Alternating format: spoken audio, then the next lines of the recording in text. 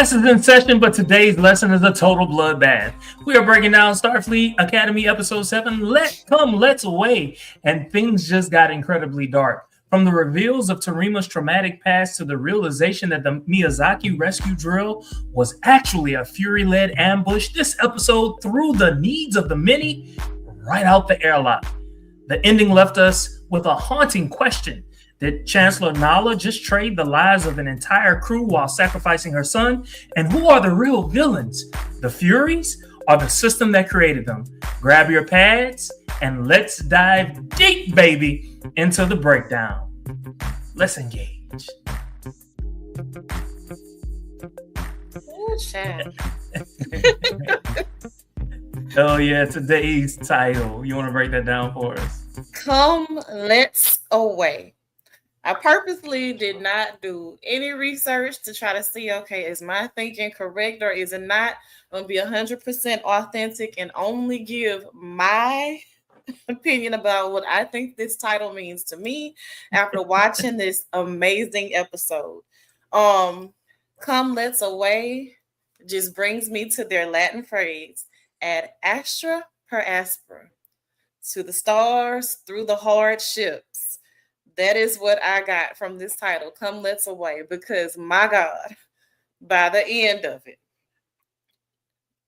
there were a lot of hardships to overcome. So come let's away. We still got to keep moving forward, even after everything went straight to hell. Okay. All right.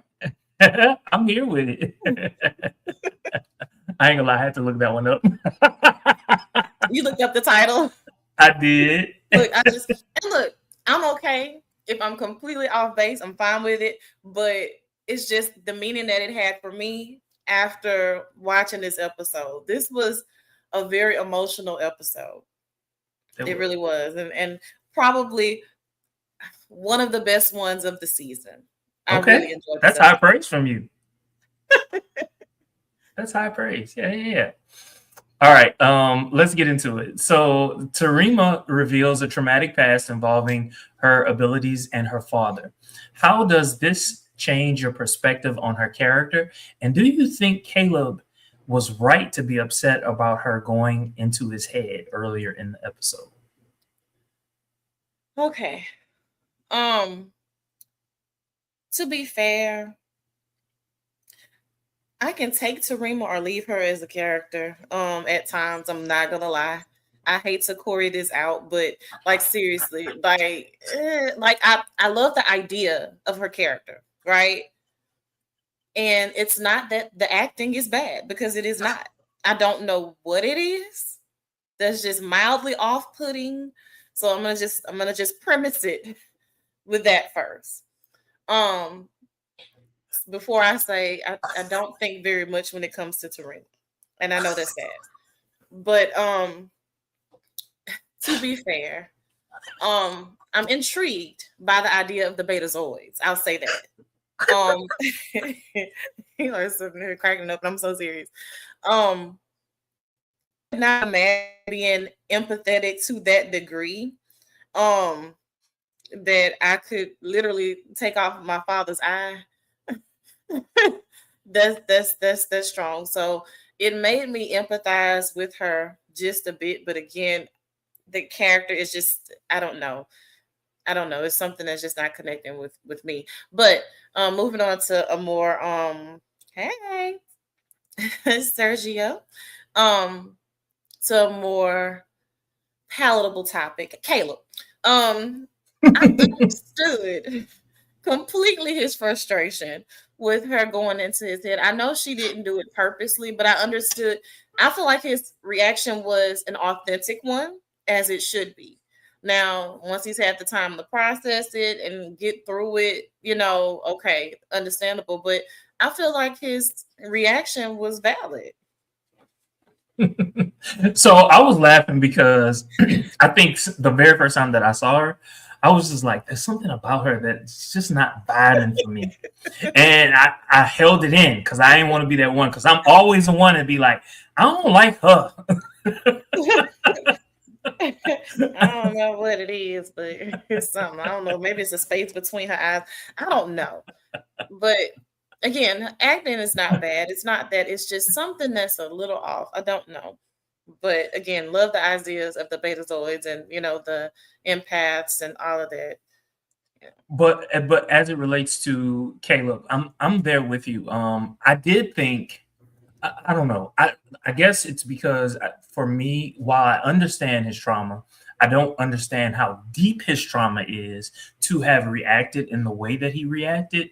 And the reason I say that is because she is a betazoid, and by this time they had lived and they had seen and they had been around betazoids for a very long time. So her ability to, I don't know, for lack of a better phrase, dig into his head and pull that out. It shouldn't have been a surprise. I understand him being freaked out about it, but it shouldn't have been a surprise in my mind for him to have reacted in the way that he did. Again, not understanding how deep his trauma is. So I'm saying all of that, and I understand, but then I don't. I guess for me, it's like it'd be one thing if it was just one moment in his childhood that wasn't the moment in his childhood trauma that pretty much solidified kind of how he's wired now. And so I guess in that instance, I understand. I wouldn't want anybody, even if I know, like, okay, you're preemptive, whatever it may be, that's your psychic ability, and I've been around you and we cool, going into my most traumatic childhood experience, like just me as of today, my most traumatic childhood experience, and then me knowing that you saw it, I don't know that I will be okay with it at all. Valid. All right, so still playing off of character dynamics, Bruce Braca taunts Chancellor Nala about the trauma loop of being a Lanthanite who lives forever. Does this explain Nala's rigid adherence to duty over personal connection? Oh. First of all, I was not entirely sure when they were going to bring Noose back and the way that they did. And they got his name is Noose for a reason, okay? Even if it's spelled differently. But said Bruce. That's okay. Close enough.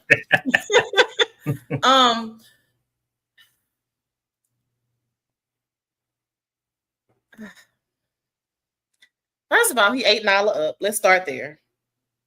I felt bad. I felt really bad for her because he put a business right in her face. So it does it makes you look at Nala a bit different. Because I don't know that I caught it before with this whole choosing the Federation over her child thing. Ask your original question again, because I'm kind of getting caught up in the emotion of what transpired. So the fact that Lanthanites live for such long years, she's not a full Lanthanite, she's half Lanthanite, but she lives for hundreds of years. And that means that she's able to see humanity, go from one level of existence to another, like she's living, these long lives. Does that explain Nala's rigid adherence to duty over personal connection? So the short answer is I'm going to say yes.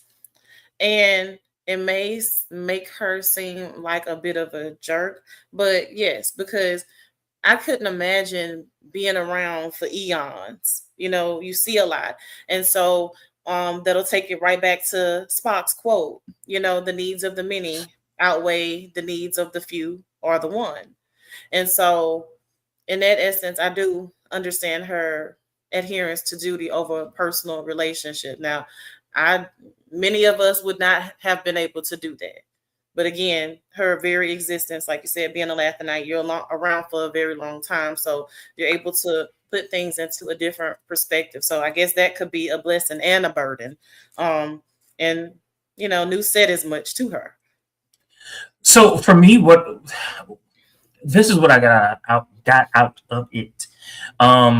It makes it difficult for her to form connections because she knows in the end they're going to die, and she's going to feel it, and she's guarding her heart by not having to feel it as much. She's going to feel it, but she's not going to feel it as much. And so that in that sense, especially if she's interacting with other species that don't live as long as lanthanites live, that's a reality that she has to face. And so sticking to duty makes it much more methodical in how she deals with things. That's fair. All right. Did you notice the comic books within this particular episode? So, I got the comic book reference, and then at the end, with the Vulcan, as they were saying goodbye to him. So I caught the Deep Space Nine reference, in here, and like I said, at the very end, the comic book being laid on top of the chest of the well, there was like an exchange of conversation. One person called it propaganda, another person called it inspiration. Which side of the branding do you agree with? I'm gonna go with inspiration. I'm gonna go with inspiration because we oftentimes look to the past for inspiration. Those that have, even if they haven't gone to the extent that we have, just kind of paving the way for us to kind of give us that motivation and extra nudge. And so, yeah, I'm gonna go with that. Okay, all right. So, kind of done with character development and all that other good stuff. Let's go to the beginning of the episode where it begins as a joint training exercise between the War College and the Academy. At what exact moment did you realize the simulation had turned into a real life crisis? Oh, okay. I want to say it was Genesis. And I love the fact, by the way, that they had the students on the bridge, and since they're doing the simulation like in real life thing, when she realized, hey, I don't know the exact lingo she used, but it was at that moment when Genesis picked it out, like, hey, something is coming in, this doesn't quite look right. And as a novice, as a student, first of all, kudos to you. You're there for a reason, obviously, but to be able to pick up on that, it was that moment when I'm like, oh my God, this is not a drill. And so, that sense of urgency that came after that, I was like, okay, what is about to happen here? And for me, just to kind of, because that was the moment for me as well. What it spoke to was, dang, this girl is good. Yeah. Like, she's really good. You know what I'm saying? All right, so let's move. So we learned that the Furies are human alien hybrids who live in constant sphincter puckering pain. So they're like always in pain. Right. Does their physical suffering make them more sympathetic villains or just more dangerous? More dangerous. More dangerous. And especially past this prologue, I can't remember where I got that from, but it's a quote from somebody. But anyway, so if in the past what they have done when they're in their negotiations, so to speak, in hostage situations, even after their demands are met, they still turn around and kill the hostages. Okay, so it doesn't matter to you how much pain you're in. You're not at all sympathetic, so no. I don't think their pain and suffering makes them more sympathetic. With Noose, you kind of never know what bag of tricks he's coming with, but I think that much, whenever he said it, was 100% accurate. The only relief that they get is to put their pain off on others. By eating humans. All right. So the solution to the Fury threat involved, speaking of Noose, involved their sensitivity to high tonic frequencies. Was this a clever use of science in the show, or did you feel like it was a convenient plot device?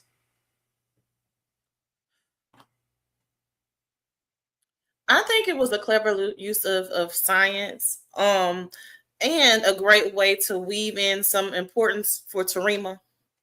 So I guess in essence, maybe a little bit of both. But I wasn't mad at it. I feel like it worked. So yeah, I feel like it was some good science. Yeah, I felt the same way as well. I didn't see it like, oh, they just happen to do, or they just happen to have, or they just happen to, you know what I'm saying? Like, it wasn't one of those. It was kind of like, oh, okay, this makes sense. It was one of those moments for me. I'll All allow right. it. I'll allow it. Yeah. All right. So the guy, the Vulcan, he was attempting to calm Mir down. And he quoted a famous Vulcan proverb during the crisis. The needs of the many outweigh the needs of the few. How did this episode subvert that theme, especially considering the ending where everyone else died, so the Chancellor could get her few kids back? Whew. So first of all, why the Vulcan? The irony, right? The irony that the Vulcan is one of the ones that perished. I did not appreciate that. Let me say that. But I do also feel like that was good writing. I do feel like it was good writing. I was hurt. I was hurt, but I feel like it was good writing. Um, I 100% feel like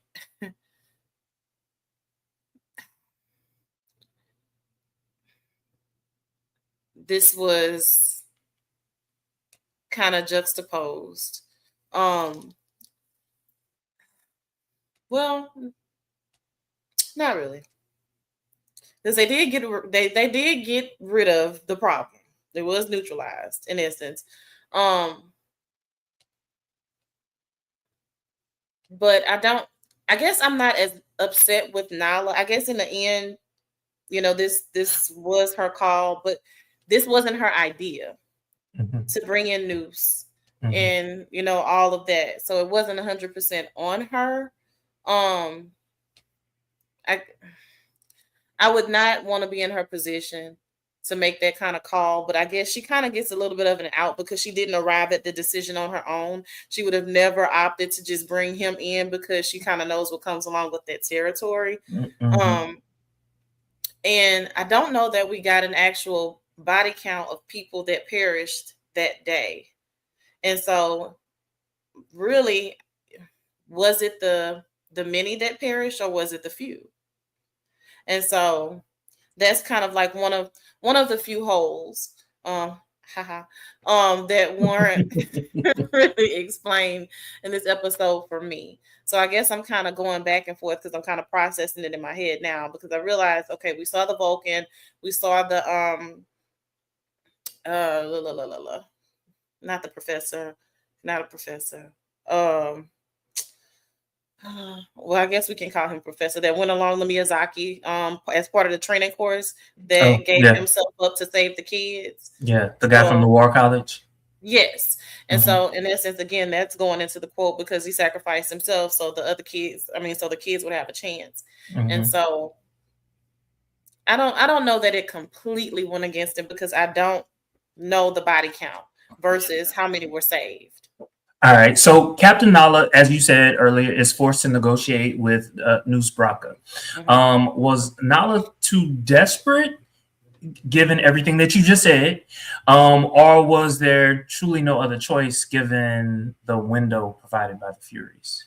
I honestly don't think there was that much of a choice, especially with that type of brutal species, right? You already know, okay, it's still a gamble if the needs are met or whatever, that they could still kill everybody.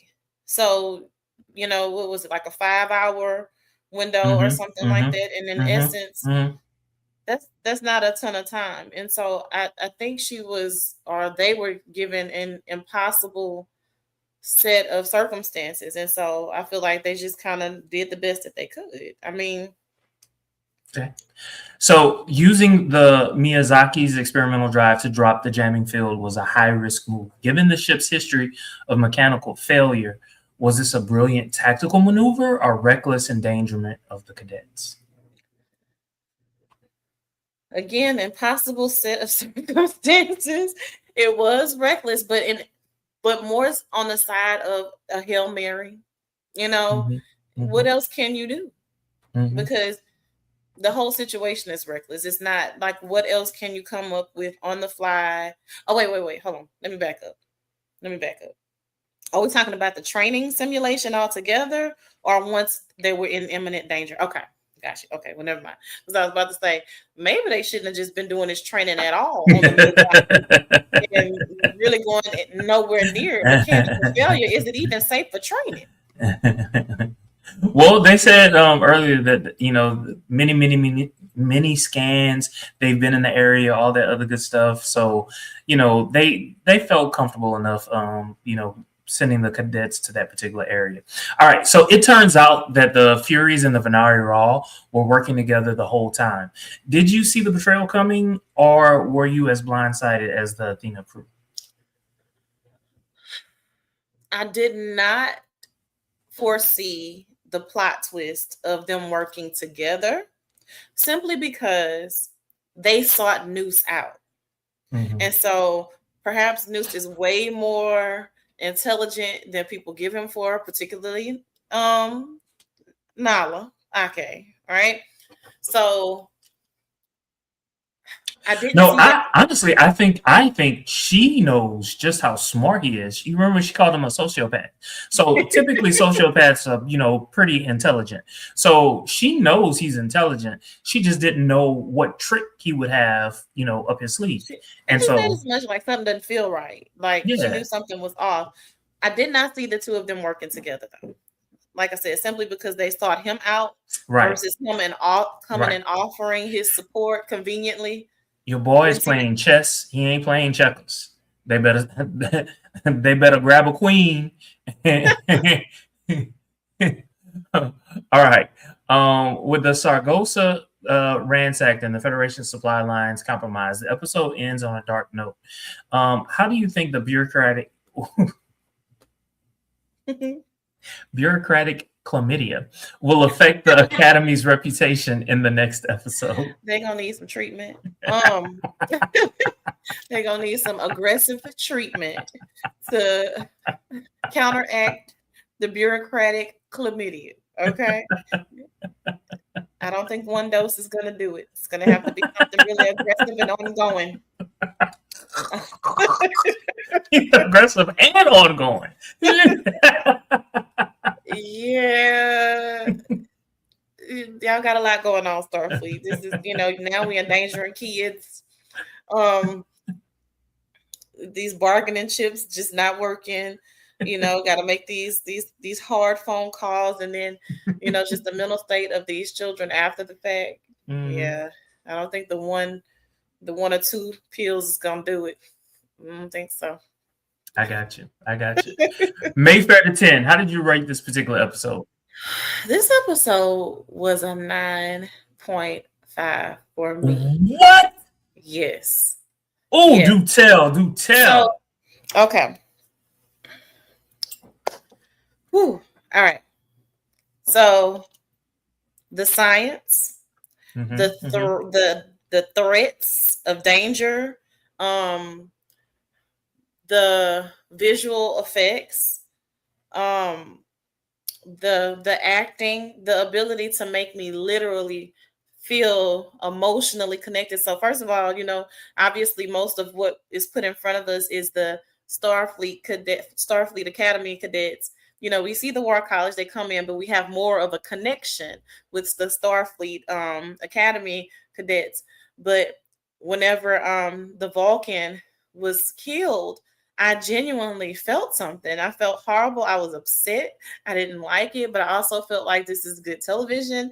And so there was that. I emotionally felt something. And I didn't fall asleep on the episode. I did not. I absolutely did not fall asleep on the episode. They gave the boring Betazoid a lot more relevance for me, other than her just being able to feel and sleeping with everybody's man, and I do mean Amir. So there's that. I liked there were some really good monologues and dialogues in this episode. And so particularly as much as everybody's skin crawls when they see Newt. He's just greasy and just diabolical, and you just want to just, ugh. Anyway, he had some of the best monologues in this episode, and I enjoyed him turning his villain up to 11 in this episode. And so for me, other than that tiny little piece, and there are probably just maybe a few more just itty bitty microscopic things of not knowing what the total body count was of people that perished in this episode, because I can only count 2 if I'm thinking about it. This was a great episode. This was, I think, for me, the best episode of the season so far, or top 2, top 3. But for right now, it's first place for me. Okay, it's first place as a neophyte, tricky. This was Star Trek. That's fair. That's very fair. So for me, I gave it a 9. I gave it a 9 for all the reasons that that you gave. I didn't necessarily think that anything was wrong about it. I do. So it had some character development, but it was light on the character development. I think what I wanted to see was all of these kids come with certain gifts, right? Like, they're good at this, they're good at that, they're good at this, they're good at that. With the exception of Genesis, we didn't really see any of those gifts bear themselves out, other than mere fighting. We've always known that he was a fighter. But what about Jaden? He's supposed to be in Starfleet to be a medic, to be a doctor. But when his boyfriend yeah, he does nothing. You know what I'm saying? Like, I want to be able to see these people, at least attempt to do what they're there to do. You know what I'm saying? Okay. And so that's why I gave it a 9. And that's not to discount this particular episode, because I love the episode. I really did. But I've been yearning for that all season long. Outside of episode 1/2, I've not seen that since. You know what I'm saying? Agreed. That is a fair assessment, and so that'll probably go into the micro things for me. Micro, that were kind of lacking. Jaden, because you got to split it up. He was kind of muted in this episode. But to be fair, like you mentioned, the gifts of all of them that are there were kind of an afterthought, or if a thought at all. So that's fair. I agree. All right. Well, thank you all so very much for joining us. Don't forget to like, comment, subscribe, and share on all your social media. Until next time, which is going to be in maybe about 10 minutes. Live long and prosper, my loves. I need to find it, but...